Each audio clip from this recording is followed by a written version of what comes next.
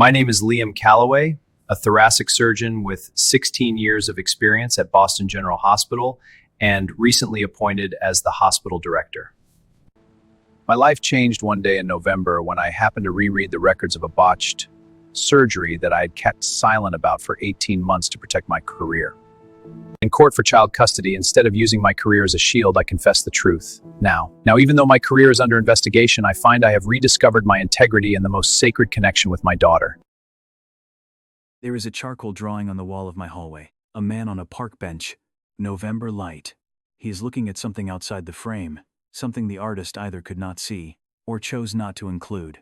The title is written in small letters. In the lower right corner, the man who was about to do something. The woman who drew it did not know my name. She did not know I was a surgeon. She did not know I had a daughter, who had never once run to me.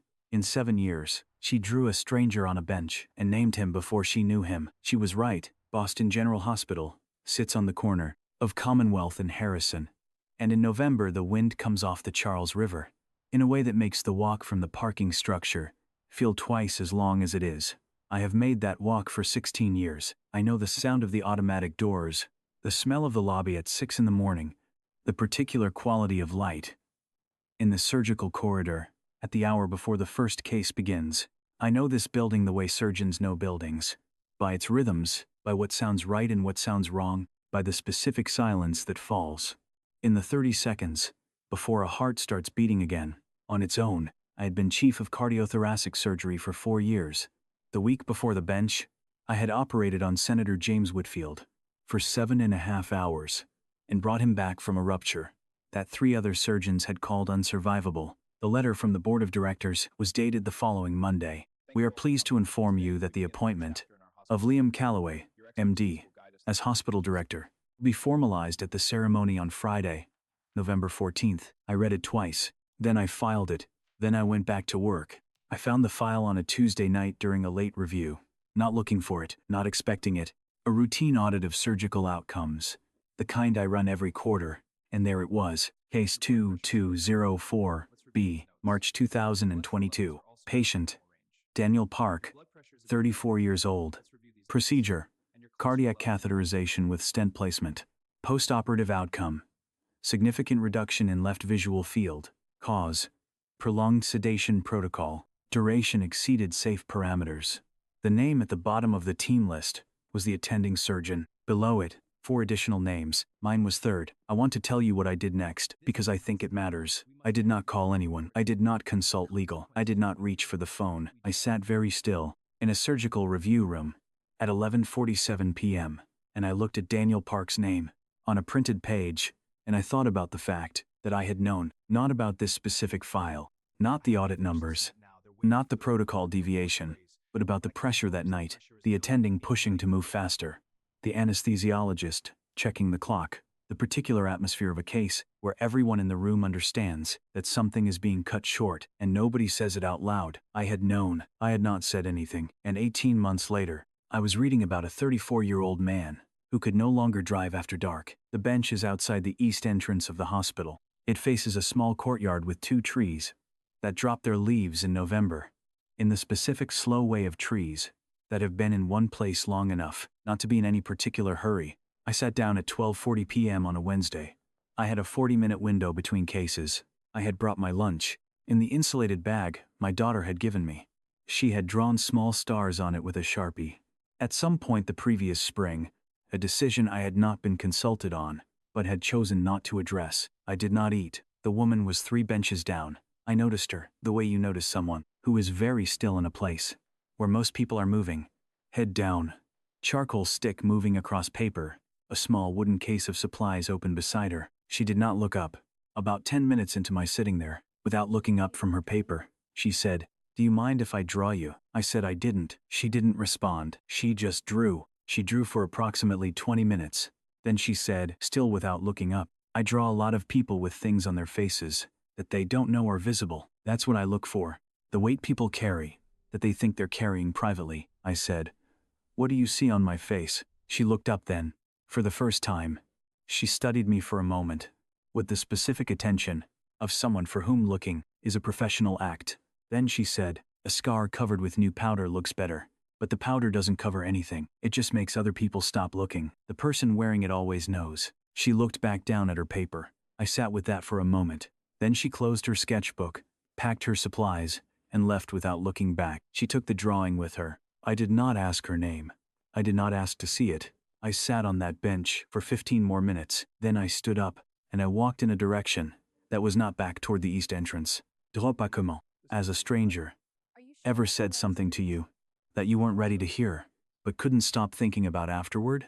The direction was Dorchester, 40 minutes by train from the hospital, which I know because I looked it up, on the platform at Park Street Station, while waiting for the red line, not because I had decided to go, but because my hands were already doing it. And I have learned, over the years, that there are moments when the body moves ahead of the argument. I had Daniel Park's address from the file. The building on Bowden Street was a 3-story brick walk-up, the color of old coffee. I stood on the sidewalk for a moment, looking at the buzzer panel. Fire B. D. Park. I pressed the buzzer. A pause. Then a voice, youngish, slightly cautious. Yeah? I'm from Boston General, I said. I'm following up on a previous case. I should have called ahead. I apologize for that. Another pause. Okay, he said, and buzzed me in. Daniel Park was 36 now. He had the particular build of someone who used to run regularly and had stopped. For reasons unrelated to preference. The shoulders still held correctly. The posture still good, but something careful in the way he moved. Through his own apartment, he offered me tea. I said no. He made it anyway. His living room had good bookshelves, the kind that have been curated over years, not purchased as a set. On the coffee table, a children's book, brightly colored, face up. He saw me look at it. My son, he said. He's 4. He's with his grandmother today. He poured his tea. I said, how is your vision now? He looked at me carefully. Better than it was. Worse than it was before. He sat down across from me. The left eye is at about 60%. In good light, at normal distances. I manage fine. Low light is the issue. Driving at night, reading for more than an hour. He turned the mug in his hands. My son doesn't understand why I wear a hat inside. It's a light sensitivity thing. He thinks it's a rule I made up. He almost smiled. I keep meaning to explain it to him. I'm not sure how. I stayed 40 minutes. I did not tell him who I was. I did not tell him why I was there. Before I left, he walked me to the door and said, without particular bitterness, I hope the review finds something useful. I've never had anyone from the hospital explain what actually happened. Not clearly. I signed some forms. That was it. I said I understood. He nodded. My son asked me last week if I could see him properly. I told him yes, which is mostly true. He opened the door. I just wanted someone to tell me. It wasn't random. That someone understood what went wrong. I walked down 3 flights of stairs and out into the November afternoon and stood on Bowden Street for approximately 2 minutes before I trusted myself to move. There were 2 emails when I got back. The first was from the board coordinator. Reminder. Director appointment ceremony. Friday, November 14th, 11 a.m., Whitfield Auditorium. Please confirm attendance by Thursday EOD. The second was from Margaret Okafor, senior partner at Okafor and Webb, the firm representing my ex-wife Claire, in the custody proceeding. Dr. Calloway, the family court hearing, for case 2024F. C0441 is confirmed. For Friday, November 14th, 10:30 a.m., Judge Patricia Huang presiding. Your presence is required. I looked at both emails for a long time. Same day, same hour. I had known this was possible. I had not, until that moment, understood it as a choice. The next morning I went back to the bench. The woman was there. She was drawing someone else. After a while she looked up, scanning her peripheral field, the way artists do, and her eyes passed over me, with the neutral acknowledgement of someone registering a new element in a familiar environment. She did not recognize me. I said, "You drew me yesterday, about this time." She looked at me more directly. "I draw a lot of people," she said. "I'm sorry, do you want the drawing? I can sell it to you." I said, "You said something to me about scars and powder." She considered that. "I say that a lot," she said, "when I see it." She looked back at her current drawing. "Did it help?" she said. I did not answer immediately. "I don't know yet," I said. She nodded, the way someone nods when they consider that a reasonable answer, and went back to work. I left the bench at 1:15. I took out my phone. I scrolled to a number I had not called in 18 months. It was not the hospital's legal department. It was not my attorney. It was not Claire's attorney. I pressed call. It rang 3 times, and Daniel answered on the 3rd ring. "Hello? This is Liam Calloway, I said. I was at your apartment yesterday. I told you I was conducting a review. A pause. I know, he said. I was not entirely honest with you about why I was there. Another pause. Longer. Okay, he said. I told him everything in 12 minutes. The case number, the date, the protocol deviation, the pressure in the room that night, what I knew and when I knew it, what I said and what I did not say, the 18 months of saying nothing. When I finished, Daniel was quiet for a long time. Then he said, "Was it just you?" "No," I said, "but you're the one calling." "Yes." Another long silence. "Why now?" he said. I said, "Because I have a daughter," and I realized I could not explain to her, if she ever asked, why I stayed quiet. Daniel said nothing for a moment. Then, "I don't know what I'm supposed to do with this information." "You don't have to do anything," I said. "I'm going to file a formal report with the Internal Medical Committee this morning. I wanted to tell you first, because you asked someone to explain, and nobody did." He was quiet again. Then, very quietly, "Thank you." 2 words. Not forgiveness, not absolution, just acknowledgement. The specific relief of a thing, being named, that has been unnamed, for too long. I hung up. I sat in my car, in the hospital parking structure, for 4 minutes. Then I went inside. I filed the report at 6:17 a.m. 14 pages. Every detail I had access to. Mirol, the attending's role, the systemic pressure that created the conditions, the decision I made 18 months ago, to say nothing. At 2:42 a.m., I received a call from the hospital's legal counsel. At 9:15 a.m., I received a formal notice of administrative suspension, pending investigation, effective immediately. At 9:47 a.m., a second email from the board coordinator, Dr. Calloway. Given current circumstances, the director appointment has been postponed, pending resolution of the ongoing review. We will be in touch. I read all 3 communications, at my desk, in an office that would no longer be mine. By the end of the week, I noted the time of each one. Then I picked up my coat, turned off the desk lamp, and drove to the courthouse. The family court of Suffolk County occupies a building on Pemberton Square that has the specific gravity, of a place where important things happen to ordinary people on an ordinary Tuesday. I arrived at 10:22. Margaret Okafor was already there, composed, unhurried, arranging papers at the respondent's table, with the practiced efficiency of someone who has sat at that table many times before. She looked up when I came in. Something shifted in her expression. Not surprise, but the recalculation of someone who has just received new information and is deciding how to use it. She had already heard. Of course she had. Margaret Okafor spoke first. She outlined the custody arrangement, Claire's household, the structured support system, the specialized school placement, the familiarity of environment for a child with Ellie's specific needs. Then she turned to me. "The respondent," she said, "was suspended this morning from his position at Boston General Hospital, pending investigation into a medical error involving a patient who sustained permanent injury. A man who concealed a medical error for 18 months and acted only when his career was at stake." I said, "That is not accurate." Judge Huang looked at me. "Dr. Calloway, you'll have your opportunity." "I understand," I said. "I'm sorry." When it was my turn, I stood up. I did not have notes. I said, "I filed the report this morning, not because my career was at stake. My career is now significantly damaged as a direct result of filing it. I filed it because I spoke to the patient 2 days ago, and he told me his son asks him why he wears a hat inside, and he didn't know how to explain it. I have spent the last 18 months telling myself that staying quiet was the rational choice, that I was protecting my ability to be present for my daughter, that a damaged career serves no one, least of all her. I was wrong, not about the outcome. I was wrong about what I was teaching her. Ellie is 7 years old. She processes the world differently than most people around her, but she processes it. She watches what I do, far more than she listens to what I say. If I had kept this quiet, and she had found out one day, in whatever way she finds out things, I would have taught her that the right thing to do depends on what it costs you. I do not want that to be the lesson. I am not asking this court to reward me for doing something I should have done sooner. I am asking this court to consider that a man who is willing to lose what I lost this morning, in order to be honest, in front of his daughter, and a stranger he met twice, might be capable of the kind of constancy that a child like Ellie needs from the person raising her. I sat down. The room was very quiet. Judge Huang took 12 minutes. I sat with my hands flat on the table and did not look at the clock.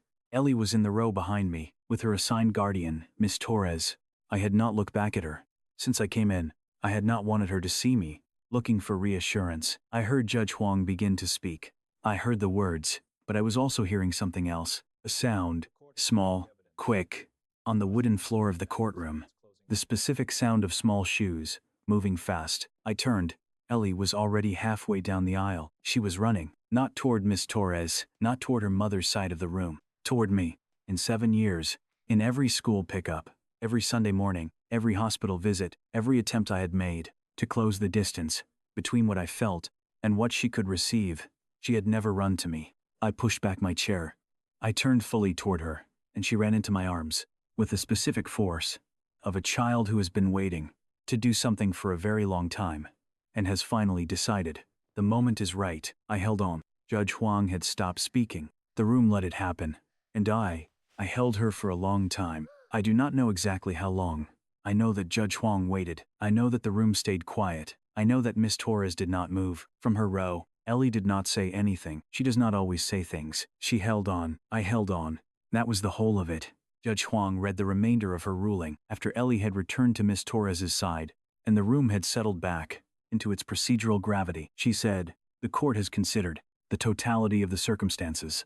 In this custody matter, it is the finding of this court that the respondent, Dr. Liam Calloway, shall be awarded primary residential custody of Eleanor Calloway, effective upon the conclusion of the current school term." The court notes specifically, and wishes this notation to appear in the record, that the respondent's actions of this morning demonstrate a willingness to accept significant personal and professional cost in the service of a principle he articulated clearly before this court. The court finds that a parent who demonstrates this quality of judgment under these conditions is precisely the kind of parent whose presence constitutes a reliable foundation for a child with complex needs. She looked up from the document. "We are adjourned." I sat on the steps outside. For a long time afterward, Ellie sat next to me, shoulder to shoulder, looking at the street in front of us, the specific mid-afternoon Boston traffic of a Friday in November. I did not say anything about the ruling. I did not fill the silence. Her left shoe was untied. She had taken off both shoes at some point, lined them up neatly on the step beside her, toes forward, heels together. I do not know when she learned to do that. I had not taught her. I looked at those shoes for a long time. Then I tied the left one. She let me. 3 weeks later, on a Saturday morning, I walked through the South End Art Market. On my way to pick up groceries, I was not looking for anything. The print was in the third stall, framed, 8 by 10, charcoal on cold press paper. A man on a bench, November light, looking at something outside the frame. I recognized the coat first, the specific fall of the left lapel that I have never been able to correct and have given up trying. Then the set of the shoulders. Then the angle of the head. Then the title, written in small pencil letters. In the lower right corner, the man who was about to do something. The vendor said, "That one's gotten a lot of attention." The artist usually titles her work after she finishes, but that one she titled while she was still drawing. She said she does that sometimes, when she can see it before it's done. I said, "She titled it while she was drawing." That's what she said. She told me she could see something was about to happen in the person's face. Something they hadn't done yet, but were going to. I bought it for $40. He wrapped it in brown paper, and I carried it home on the train, and stood in my hallway for a while, deciding where to put it. Not the office. I hung it in the hallway, at a height of approximately 42 inches, from the floor, eye level, for someone 4 feet 2. I did not tell Ellie about it. I did not point it out. I hung it, and I went to make dinner, and I let whatever was going to happen on its own terms. She found it that evening. I heard her stop in the hallway. The specific quality of stillness. That means she has encountered something that requires processing time. I kept cooking. After a while, she came into the kitchen and stood at the edge of the room. The way she stands when she wants to be present somewhere without committing to it fully. And she looked at me. Then she walked across the kitchen. She stood beside me at the counter, and she reached out, very carefully, the way she touches things she is not certain about, and placed her hand over mine, not squeezing, not performing, just contact, the specific weight of a small hand, on top of a large one. In a kitchen in Boston, on a Saturday evening in November, I did not move. I did not say anything. I let her hand stay there, for as long as she needed it to. Clara does not know any of this. She drew a stranger on a bench. She said something about powder and scars. She went back to work. I hope she does that for a very long time. I hope she keeps titling things before they are finished. I hope she keeps saying the things she sees to the people sitting near her, without knowing what those things might do. Once they land, Ellie goes to school on Monday mornings with a backpack covered in stickers that she has applied herself over the course of the last several months. There is a star in the upper left corner that she put there in October. Last week, she added another one, smaller, gold, pressed on very carefully, right next to the first. She showed it to me before school, held it up so I could see. I said it looked good. She nodded, with the expression of someone who already knew that, but wanted to hear it said. Then she put on her backpack, and went down the front steps, and got in the car. I do not know if I will get my position back. The investigation is ongoing. The board is deciding. I find that I am less concerned about it than I expected to be, not because it does not matter, it does, but because there is a drawing in my hallway, and a child who walked across a kitchen to put her hand on mine, and those two things have rearranged something in me, that the job, whatever happens to it, is going to have to work around. I did not do the right thing quickly. I want to be clear about that. I sat with the wrong choice for 18 months before I made the right one, but I think about Clara sometimes, a person who looked at a stranger and saw something true before the stranger could see it himself. Have you ever had someone do that for you? Someone who saw what you were about to do before you knew you were going to do it? Drop a comment. I want to know, and if this story found you at a moment when you are sitting on your own version of that bench, you already know what you are about to do. I will see you next week.